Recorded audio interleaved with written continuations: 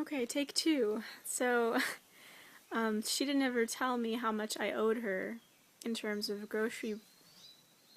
paying for groceries from the farmer's market. So, it ended up leading to some built up of hostility, and she was a little bit resentful that I didn't ever come to her or ask about how much I owed her. So, she ended up just asking for money straight up, and it led to me needing to try to borrow money from somebody else so I could wait to get, money withdrawed from the ATM, and it just didn't feel right. It was very tense, the way she was going about asking for it. So, in terms of, like, fair trade, you need to be more clear about the deals you're making with people, and more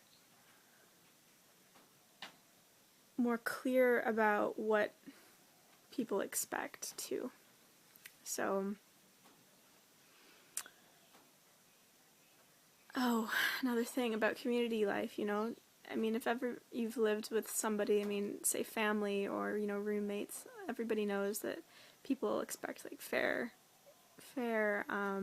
distribution of the chores, right? So that was one other thing about living in a community, pretty much, is that you really need to know how to diplomatically state what is needed without coming across as, an asshole.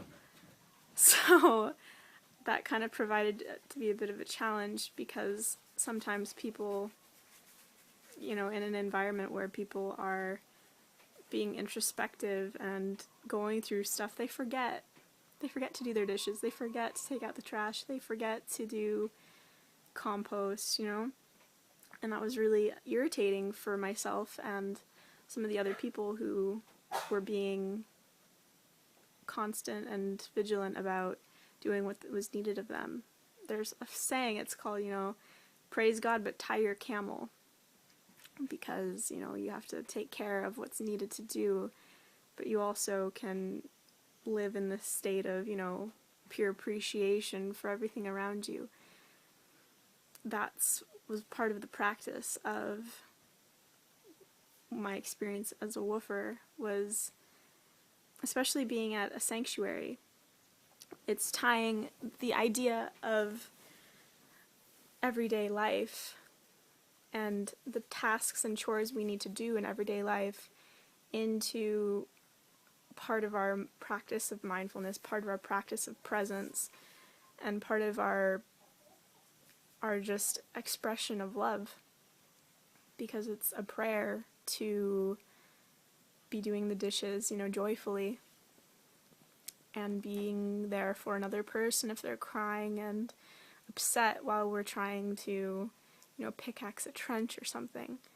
So it's all part of the challenge of being a human being, but with proper communication we can navigate it together. That was something very important that I learned too.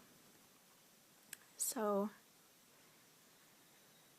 the purpose of these videos are sort of to give a little bit of an insight for anybody curious about what's required of a woofer, and kind of the stuff that you aren't necessarily going to hear about through the Wwoofing website, or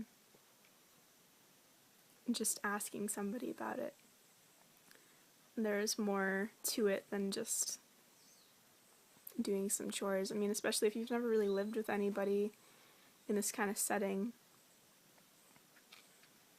especially a setting that encourages you to look at yourself quite a bit, because that's where it gets fun, where you start, like, having people own their projections and start realizing that all the craziness they're spewing is really about them, and it's really not about you, and that's really important to remember too. So I'm going to wrap this up and just really recommend this for anybody who's curious about getting back to the land and getting back to themselves. So, happy travels and happy woofing, and have a great day.